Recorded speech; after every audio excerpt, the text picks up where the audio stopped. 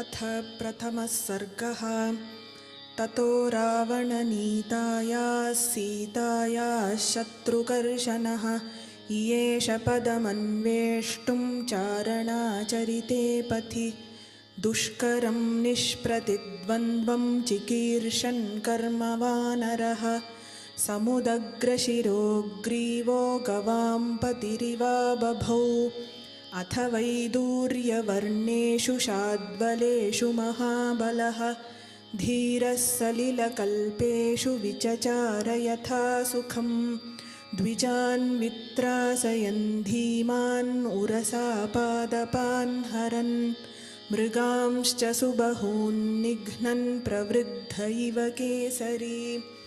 नीललोहितमाञ्जिष्ठपत्रवर्णैः सितासितैः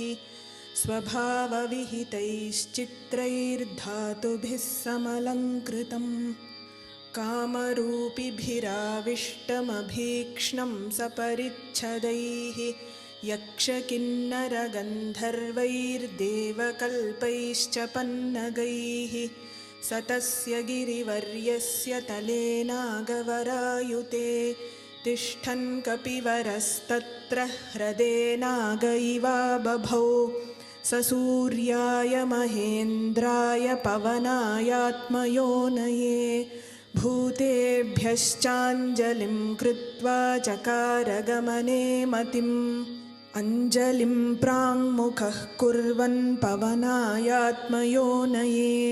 ततो हि ववृधे गन्तुं दक्षिणो दक्षिणां दिशं प्लवङ्गप्रवरैर्दृष्टः प्लवने कृतनिश्चयः ववृधे रामवृद्ध्यर्थं समुद्र इव पर्वसु निष्प्रमाणशरीरः सल्लिलङ्घयिषुरर्णवं बाहुभ्यां पीडयामास चरणाभ्यां च पर्वतं स च चालाचलश्चापि मुहूर्तं कपिपीडितः तरूणां पुष्पिताग्राणां सर्वं पुष्पमशातयत् तेन पादपमुक्तेन पुष्पौघेन सुगन्धिना सर्वतः संवृतः शैलो बभौ पुष्पमयो यथा तेन चोत्तमवीर्येण पीड्यमानः स पर्वतः सलिलं सम्प्रसुस्रावमदमत्त इव द्विपः पीड्यमानस्तु बलिना महेन्द्रस्तेन पर्वतः रीतिर्निर्वर्तयामास काञ्चनाञ्जनराजतीः मुमोच च शिलाः शैलो विशालाः सुमनःशिलाः मध्यमेनार्चिषा जुष्टो धूमराजीरिवानलः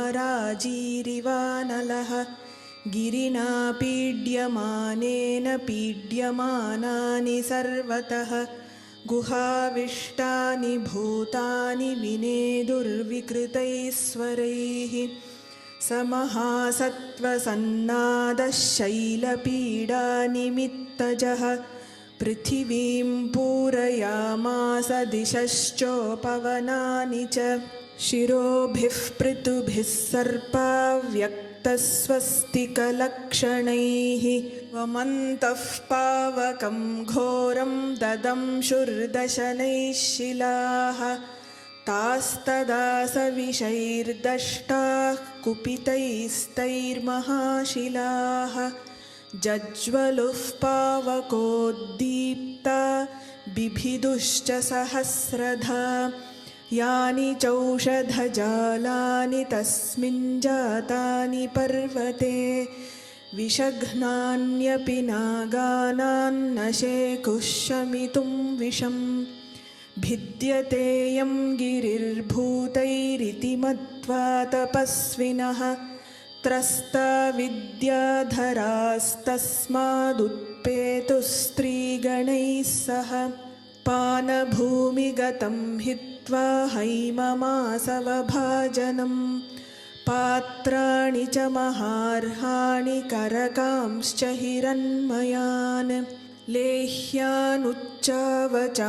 भक्ष्यान् मांसानि विविधानि च आर्षभानि च चर्माणि खड्गांश्च कनकत्सरून्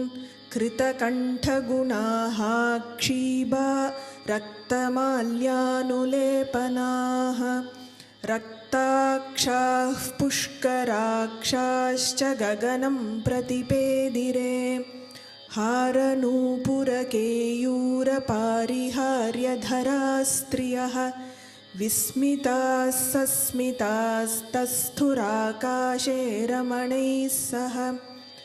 दर्शयन्तो महाविद्यां विद्याधरमहर्षयः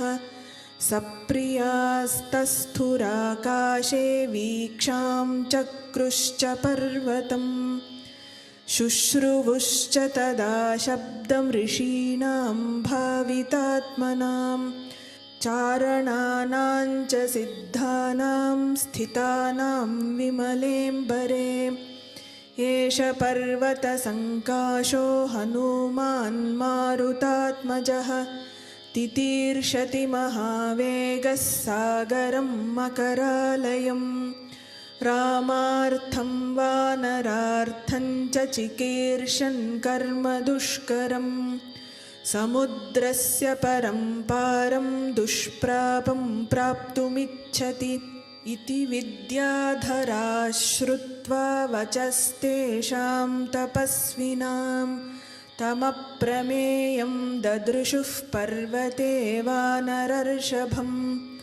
दुधुवे च सरोमाणि च कम्पे चाचलोपमः ननादसु महानादं समहानिवतो यदः आनुपूर्व्येण वृत्तं च लाङ्गूलं रोमभिश्चितम् उत्पतिष्यन् विचिक्षेप पक्षिराज इवोरगम् तस्य लाङ्गूलमाविद्धमात्तवेगस्य पृष्ठतः ददृशे गरुडेनेव ह्रियमाणो महोरगः बाहू संस्तम्भयामास महापरिघसन्निभौ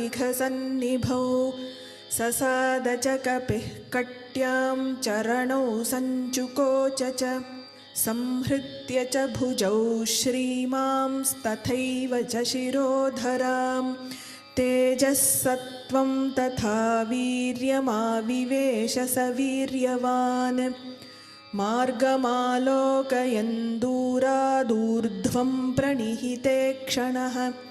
रुरोध हृदये प्राणानाकाशमवलोकयन् पद्भ्यां दृढमवस्थानं कृत्वा स कपिकुञ्जरः निकुञ्च्य कर्णौ हनुमानुत्पतिष्यन्महाबलः वानरान् वानरश्रेष्ठ इदं वचनमब्रवीत्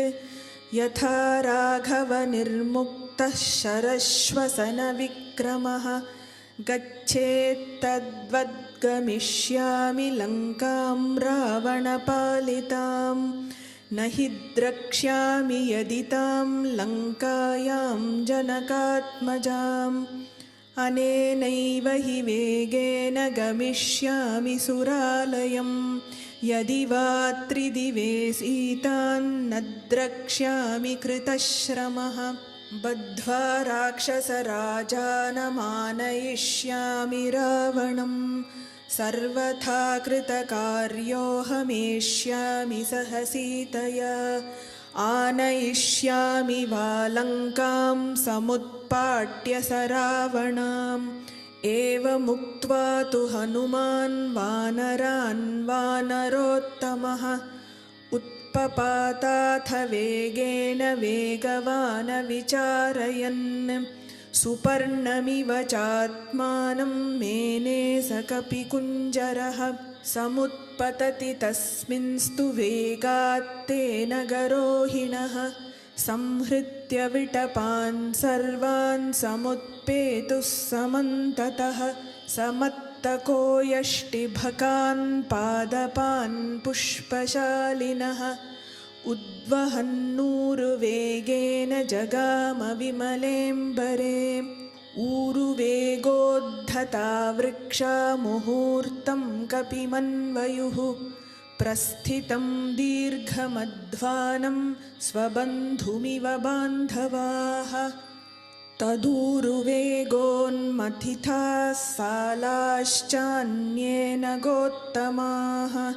अनुजग्मुर्हनूमन्तं सैन्या इव महीपतिं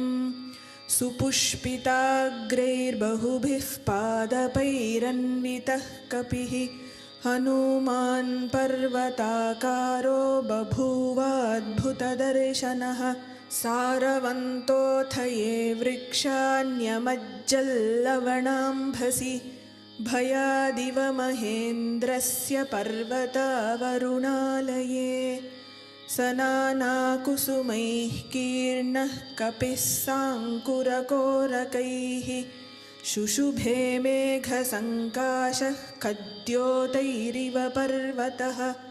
विमुक्तास्तस्य वेगेन मुक्त्वा पुष्पाणि ते द्रुमाः अवशीर्यन्त सलिले निवृत्ताः सुहृदो यथा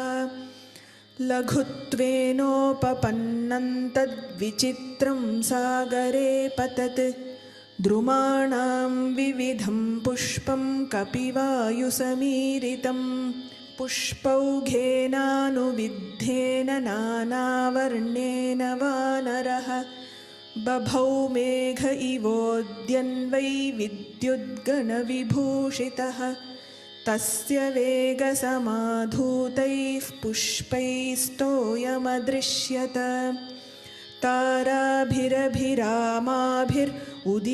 ताराभिरभिरामाभिरुदिताभिरिवाम्बरं तस्याम्बरगतौ बाहू ददृशा ते प्रसारितौ पर्वताग्राद्विनिष्कान्तौ पञ्चास्याविव पन्नगौ पिबन्निव बभौ श्रीमान् सोर्मिमालं महार्णवं पिपासुरिव चाकाशं ददृशे स महाकपिः तस्य विद्युत्प्रभाकारे वायुमार्गानुसारिणः नयने सम्प्रकाशेते पर्वतस्थाविवानलौ पिङ्गे पिङ्गाक्षमुख्यस्य बृहती परिमण्डले चक्षुषी सम्प्रकाशेते चन्द्रसूर्याविवोदितौ मुखं नासिकया तस्य ताम्रया ताम्रमा बभौ सन्ध्यया समभिस्पृष्टं यथा सूर्यस्य मण्डलं लाङ्गूलं च समाविद्धं प्लवमानस्य शोभते अम्बरे वायुपुत्रस्य शक्रध्वज इवोच्छ्रितः लाङ्गूलचक्रेण महान् शुक्लदंष्ट्रोनिलात्मजः व्यरोचत महाप्राज्ञः परिवेशीव भास्करः स्फिग्देशेनाभिताम्रेण रराजस महाकपिः महतादारितेनेव गिरिर्गैरिकधातुना तस्य वानरसिंहस्य प्लवमानस्य सागरं कक्षान्तरगतो वायुर्जीमूत इव गर्जति खेयथा निपतन्त्युल्का ह्युत्तरान्ताद्विनिसृता दृश्यते सानुबन्धा च तथा स कपिकुञ्जरः पतत्पतङ्गसङ्काशो व्यायतः शुशुभे कपिः प्रवृद्ध इव मातङ्गः कक्ष्यया बध्यमानया उपरिष्टाच्छरीरेण छायया चावगाढया सागरे मारुताविष्टा नौरिवासीत्तदा कपिः यय्यन्देशं समुद्रस्य जगाम स महाकपिः ससतस्योरुवेगेन सोन्मादैव लक्ष्यते सागरस्योर्मिमालानामुरसा शैलवर्ष्मणा अभिघ्नं स्तु महावेगः पुप्लुवे स महाकपिः कपिवातश्च बलवान् मेघ मेघवातश्च निःसृतः सागरं भीमनिर्घोषं कम्पयामास तुर्भृशम् विकर्षन्नूर्मिजालानि बृहन्ति लवणाम्भसः पुप्लुवे कपिशार्दूलो विकिरन्निव रोदसी मेरुमन्दरसङ्काशान्नुद्गतान् समहार्णवे अत्यक्रामन्महावेगस्तरङ्गान् गणयन्निव तस्य वेगसमुद्धूतं जलं स जलदं तदा अम्बरस्थं विबभ्राज शारदाभ्रमिवाततं तिमिनग्रझषाः कूर्मा दृश्यन्ते विवृतास्तदा वस्त्रापकर्षणेनेव शरीराणि शरीरिणां प्लवमानं समीक्ष्याथ भुजङ्गाः सागरालयाः व्योम्नितं कपिशार्दूलं सुपर्ण इति मेनिरे 10 योजनविस्तीर्णा 30 योजनमायता छाया वानरसिंहस्य जले चारुतराभवत् श्वेताभ्रगनराजीववायुपुत्रानुगामिनी तस्य सा शुशुभे छाया वितता लवणाम्भसि शुशुभे स महातेजा महाकायो महाकपिः वायुमार्गे निरालम्बे पक्षवानिव पर्वतः येनासौ याति बलवान् वेगेन कपिकुञ्जरः तेन मार्गेण सहसा द्रोणीकृतैवार्णवः आपाते पक्षिसङ्घानां पक्षिराजैवा बभौ हनुमान् मेघजालानि प्रकर्षन्मारुतो यथा प्रविशन्नभ्रजालानि निष्पतंश्च पुनः पुनः प्रच्छन्नश्च प्रकाशश्च चन्द्रमा इव लक्ष्यते पाण्डरारुणवर्णानि नीलमाञ्जिष्ठकानि च कपिना कृष्यमाणानि महाभ्राणि च काशिरे प्लवमानन्तु तं दृष्ट्वा प्लवगं त्वरितं तदा ववृषुः पुष्पवर्षाणि देवगन्धर्वचारणाः ततापनहितं सूर्यः प्लवन्तं वानरेश्वरं सिषेवे च तदा वायुरामकार्यार्थसिद्धये ऋषयस्तुष्टुवुश्चैनं प्लवमानं विहाय सा जगुश्च देवगन्धर्वाः प्रशंसन्तो महौजसम्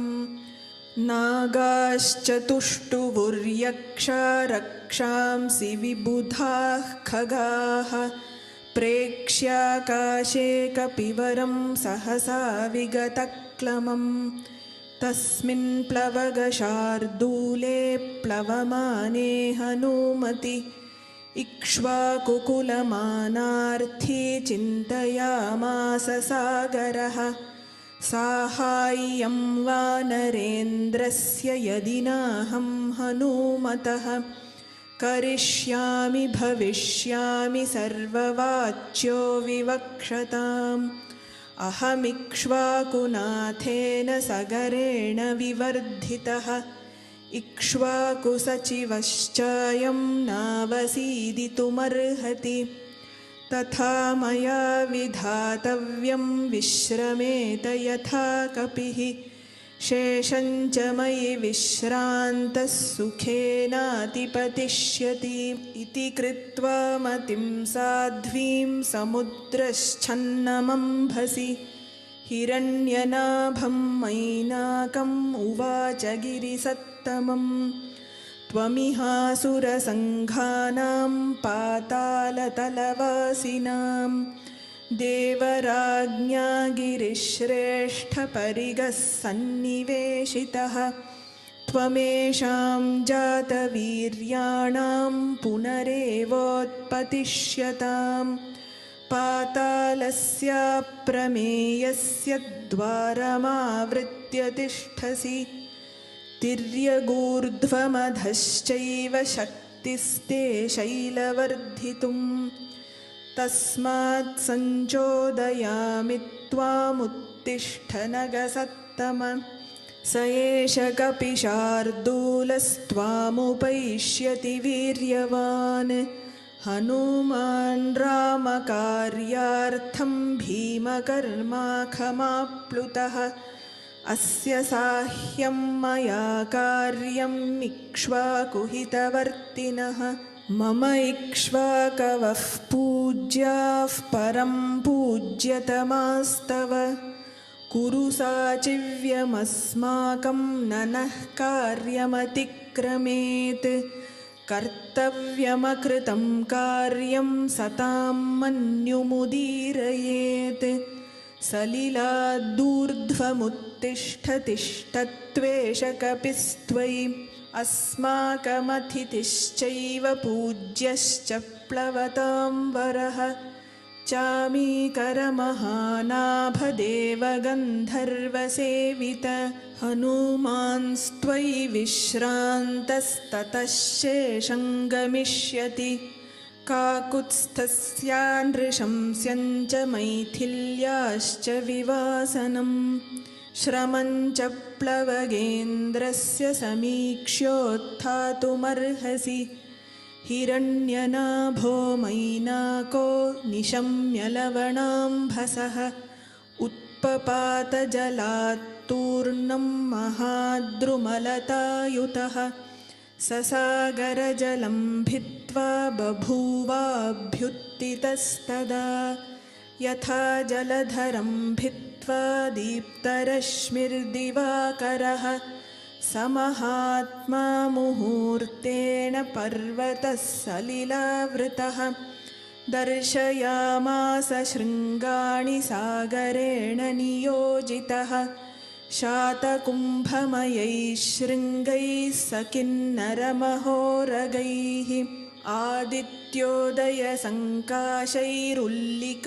आदित्योदयसङ्काशैरुल्लिकद्भिरिवाम्बरं तप्तजाम्बूनदैः शृङ्गैः पर्वतस्य समुत्थितैः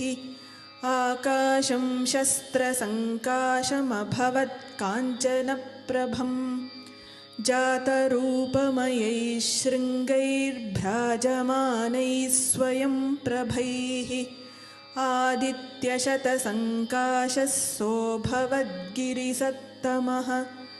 तमुत्थितमसङ्गेन हनुमानग्रतस्थितं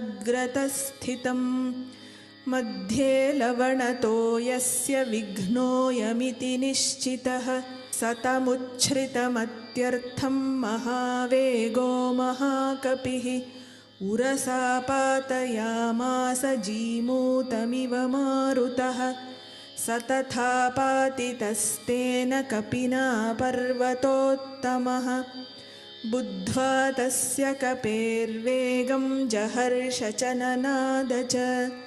तमाकाशगतं वीरमाकाशे समुपस्थितः प्रीतो हृष्टमना वाक्यमब्रवीत् पर्वतः कपिं मानुषं धारयन् रूपमात्मनः शिखरे स्थितः दुष्करं कृतवान् कर्म त्वमिदं वानरोत्तम निपत्य मम शृङ्गेषु विश्रमस्व यथा सुखं राघवस्य कुले जातैरुदधिः परिवर्धितः स त्वां रामहिते युक्तं प्रत्यर्चयति सागरः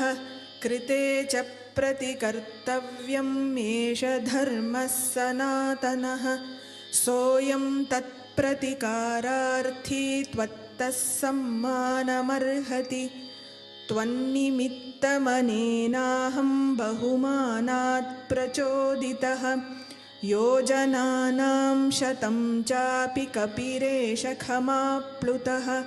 तव सानुषु विश्रान्तः शेषं प्रक्रमतामिति तिष्ठत्वं हरिशार्दूलमयि विश्रम्य गम्यतां तदिदं गन्धवत्स्वादु कन्दमूलफलं बहु तदास्वाद्य हरिश्रेष्ठविश्रम्यश्वो गमिष्यसि अस्माकमपि सम्बन्धः कपि मुख्यत्वयास्ति वै प्रख्यातस्त्रिषु लोकेषु महागुणपरिग्रहः वेगवन्तः प्लवन्तो ये प्लवगा मारुतात्मज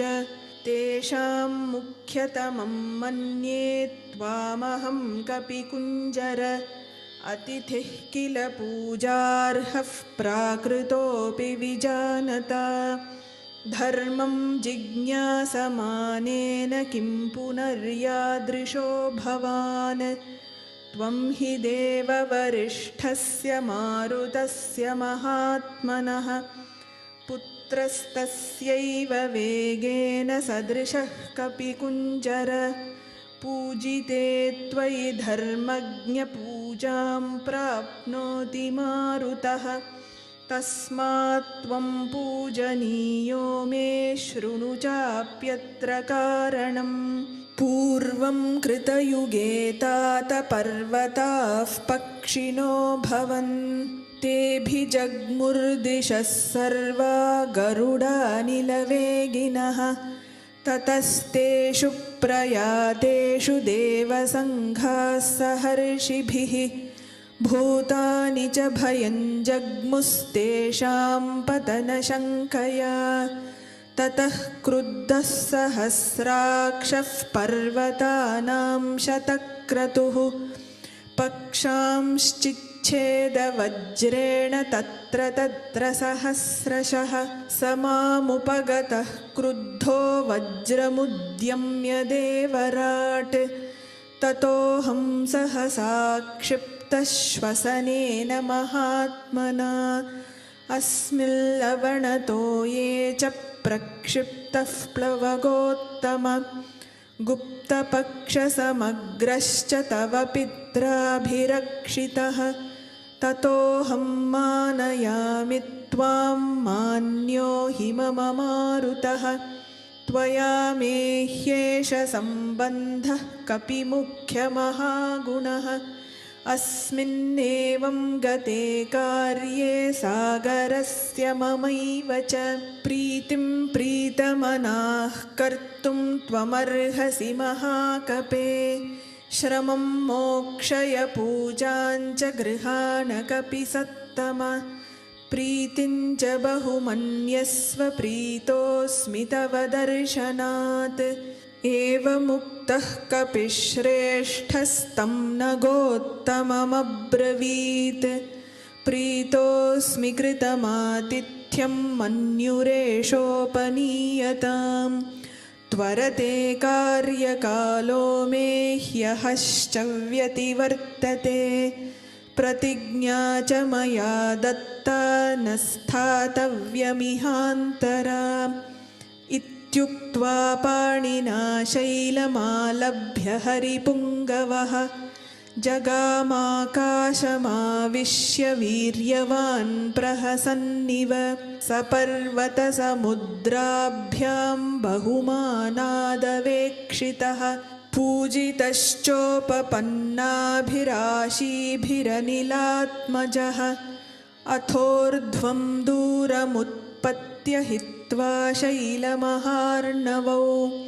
पितुः पन्थानमास्थाय जगाम विमलेऽम्बरे ततश्चोर्ध्वगतिं प्राप्य गिरिं तमवलोकयन् वायुसूनुर्निरालम्बे जगाम विमलेऽम्बरे तद्वितीयं हनुमतो दृष्ट्वा कर्मसु दुष्करं प्रशशंसुः सुराः सर्वे सिद्धाश्च परमर्षयः देवताश्चाभवन् हृष्टास्तत्र स्थास्तस्य कर्मणा काञ्चनस्य सुनाभस्य सहस्राक्षश्च वासवः उवाच वचनं श्रीमान् परितोषात् स गद्गदम् सुनाभं पर्वतश्रेष्ठं स्वयमेव शचीपतिः हिरण्यनाभशैलेन्द्रपरितुष्टोऽस्मि ते भृशम् अभयं ते प्रयच्छामि तिष्ठ सौम्य यथा सुखम् साह्यं कृतं त्वया सौम्य विक्रान्तस्य हनूमतः क्रमतो योजनशतं निर्भयस्य भये सति रामस्यैष हितायैव याति दाशरथेर्हरिः सत्क्रियां कुर्वता तस्य तोषितोऽस्मि भृशं त्वया ततः प्रहर्षमगमद्विपुलं पर्वतोत्तमः देवतानां पतिं दृष्ट्वा परितुष्टं शतक्रतुं स वै दत्तवरः शैलो बभूवावस्थितस्तदा हनूमांश्च मुहूर्तेन व्यतिचक्रामसागरं ततो देवाः स गन्धर्वाः सिद्धाश्च परमर्षयः अब्रुवन् सूर्यसङ्काशां सुरसां नागमातरम् अयं वातात्मजः श्रीमान् प्लवते सागरोपरि हनूमान्नाम तस्य त्वं मुहूर्तं विघ्नमाचर राक्षसं रूपमास्थाय सुघोरं पर्वतोपमं दंष्ट्राकरालं पिङ्गाक्षं वक्त्रं कृत्वा नभस्पृशं बलमिच्छामहे ज्ञातुं भूयश्चास्य पराक्रमम् त्वां विजेष्यत्युपायेन विषादं वागमिष्यति एवमुक्ता तु सा देवी दैवतैरभिसत्कृता समुद्रमध्ये सुरसा बिभ्रती राक्षसं वपुः विकृतं च विरूपं च सर्वस्य च भयावहम् प्लवमानं हनूमन्तमावृत्येदमुवाचः मम भक्षः प्रदिष्टस्त्वमीश्वरैर्वानरर्षभ अहं त्वां भक्षयिष्यामि प्रविशेदं ममाननम् एवमुक्तः सुरसया प्राञ्जलिर्वानरर्षभः प्रहृष्टवदनः श्रीमान् सुरसां वाक्यमब्रवीत् रामो दाशरथिः श्रीमान् प्रविष्टो दण्डकावनम् लक्ष्मणेन सह भ्रात्रा वैदेह्या चापि भार्यया अन्यकार्यविषक्तस्य बद्धवैरस्य राक्षसैः तस्य सीता हृता भार्या रावणेन यशस्विनी तस्याः सकाशं दूतोऽहं गमिष्ये रामशासनात् कर्तुमर्हसि रामस्य साह्यं विषयवासिनी अथवा मैथिलीं दृष्ट्वा रामं चाक्लिष्टकारिणम् आगमिष्यामि ते वक्त्रं सत्यं प्रतिशृणोमि ते एवमुक्ता हनुमता सुरसा कामरूपिणी अब्रवीन्नातिवर्तेन्मां कश्चिदेशवरो मम तं प्रयान्तं समुद्वीक्ष्य सुरसा वाक्यमब्रवीत् बलं जिज्ञासमाना वै नागमाता हनूमतः प्रविश्य वदनं मेद्य गन्तव्यं वानरोत्तम वर एष पुरा दत्तो मम धात्रेति सत्वरा व्यादाय वक्त्रं विपुलं स्थिता सा मारुतेः पुरः एवमुक्तः सुरसया क्रुद्धो वानरपुङ्गवः अब्रवीत् कुरु वै वक्त्रं येन मां विषहिष्यसे इत्युक्त्वा सुरसां क्रुद्धो दशयोजनमायतां दशयोजनविस्तारो बभूव हनुमांस्तदा तन्दृष्ट्वा मेघसङ्काशं दशयोजनमायतम् चकार सुरसाप्यास्यं 20 योजनमायतम् तद्दृष्ट्वा व्यादितं चास्यं वायुपुत्रः सुबुद्धिमान् दीर्घजिह्वं सुरसया सुघोरं नरकोपमं ससंक्षिप्यात्मनः कायं जीमूत इव मारुतिः तस्मिन् मुहूर्ते हनुमान् बभूवाङ्गुष्ठमात्रकः सोऽभिपत्याशु तद्वक्त्रं निष्पत्य च महाजवः अन्तरिक्षे स्थितः श्रीमान् इदं वचनमब्रवीत् प्रविष्टोऽस्मि हि ते वक्त्रं दाक्षायणि नमोऽस्तु ते गमिष्ये यत्र वैदेही सत्यश्चासीद्वरस्तव तन्दृष्ट्वा वदनान्मुक्तं चन्द्रं राहुमुखादिव अब्रवीत् सुरसा देवी स्वेन रूपेण वानरम् अर्थसिद्ध्यै हरिश्रेष्ठ गच्छ सौम्य यथा सुखम् समानयस्व वैदेहीं राघवेण महात्मना तत्तृतीयं हनुमतो दृष्ट्वा कर्म सुदुष्करम् साधु साध्विति भूतानि प्रशंसुस्तदा हरिम् जगामाकाशमाविश्य वेगेन गरुडोपमः सेविते वारिधाराभिः पतगैश्च निषेविते चरिते कैशिकाचार्यैरैरावत निषेविते सिंहकुञ्जरशार्दूलपतगोरगवाहनैः विमानैः सम्पतद्भिश्च विमलैः समलङ्कृते वज्राशनिसमाघातैः पावकैरुपशोभिते कृतपुण्यैर्महाभागैः स्वर्गजिद्भिरलङ्कृते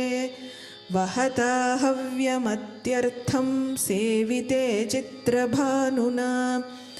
ग्रहनक्षत्रचन्द्रार्कतारागणविभूषिते महर्षिगणगन्धर्वनागयक्षसमाकुले विविक्ते विमले विश्वे विश्वावसुनिषेविते देवराजगजाक्रान्ते चन्द्रसूर्यपथे शिवे विताने जीवलोकस्य वितते ब्रह्मनिर्मिते बहुशः सेविते वीरैर्विद्याधरगणैर्वरैः जगामवायुमार्गे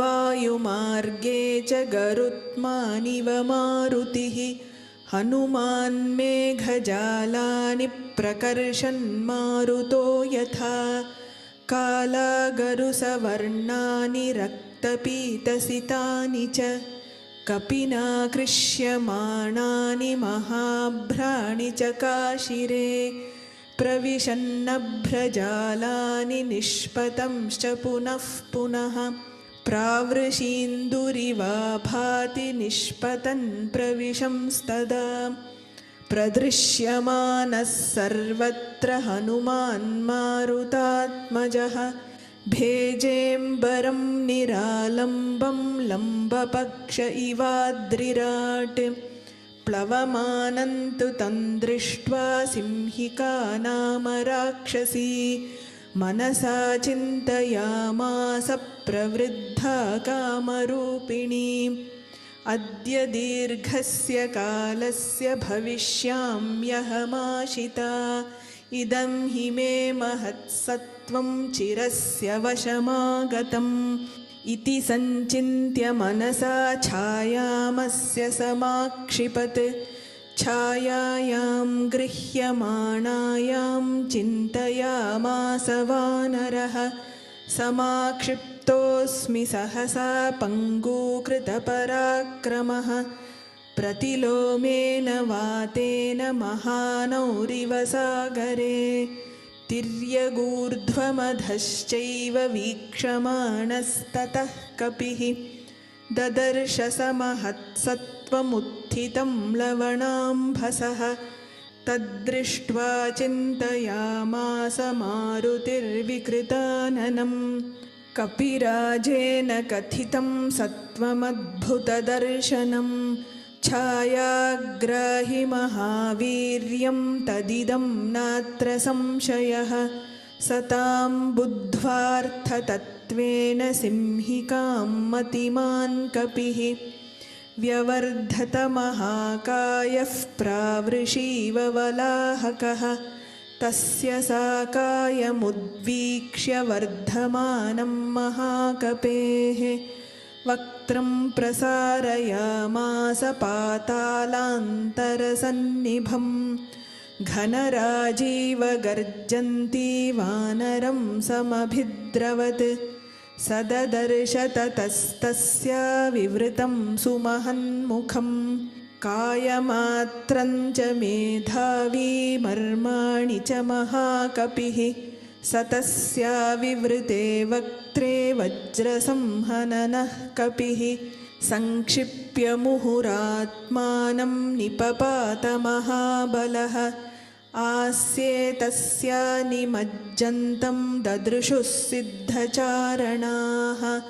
ग्रस्यमानं यथा चन्द्रं पूर्णं पर्वणि राहुणा ततस्तस्या नखैस्तीक्ष्णैर्मर्माण्युत्कृत्य वानरः उत्पपाताथ वेगेन मनः सम्पातविक्रमः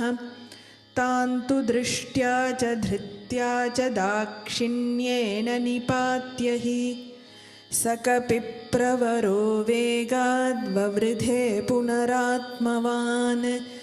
हृतहृत्सा हनुमता पपाथ विधुराम्भसि स्वयंभुवैव हनुमान् सृष्टस्तस्या विनाशने तां हतां वानरेणाशु पतितां वीक्ष्य सिंहिकां भूतान्याकाशचारीणि तमूचुः प्लवगोत्तमं भीममद्य कृतं कर्म महत्सत्त्वं त्वया हतं साधयार्थमभिप्रेतमरिष्टं प्लवतां वर यस्य त्वेतानि चत्वारि वानरेन्द्र यथा तव स्मृतिर्धृतिर्मतिर्दाक्ष्यं सकर्मसु न सीदति स तैः सम्भावितः पूज्यैः प्रतिपन्नप्रयोजनः जगामाकाशमाविश्य पन्नगाशनवत्कपिः प्राप्तभूयिष्ठपारस्तु सर्वतः प्रतिलोकयन् योजनानां शतस्यान्ते वनराजिं ददर्श सः ददर्श च पतन्नेव विविधद्रुमभूषितं द्वीपं शाखामृगश्रेष्ठो मलयोपवनानि च सागरं सागरानूपं सागरानूपजान्द्रुमान् सागरस्य च पत्नीनां मुखान्यपि विलोकयन् स महामेघसङ्काशं समीक्ष्यात्मानमात्मवान् निरुन्धन्तमिवाकाशं चकारमतिमान्मतिं कायवृद्धिं प्रवेगं च मम दृष्ट्वैव राक्षसाः मयि कौतूहलं कुर्युरिति मेने महाकपिः ततः शरीरं संक्षिप्य तन्महीधरसन्निभं पुनः प्रकृतिमापेदे वीतमोह इवात्मवान् तद्रूपमतिसंक्षिप्य हनूमान् प्रकृतौ स्थितः त्रीन् क्रमानिव विक्रम्य बलिवीर्यहरो हरिः स चारुणानाविधरूपधारी परं समासाद्य समुद्रतीरं परैरशक्यं प्रतिपन्नरूपः समीक्षितात्मा समवेक्षितार्थः ततः सलम्बस्य गिरेः समृद्धे विचित्रकूटे निपपातकूटे सकेतकोद्दालकनारिकेले महाद्रिकूटप्रतिमो महात्मा।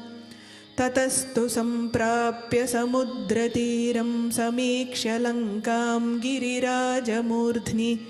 कपिस्तु तस्मिन्निपपातपर्वते विधूय रूपं व्यथयन् मृगद्विजान्। ससागरं दानवपन्नगायुतं बलेन विक्रम्य महोर्मिमालिनं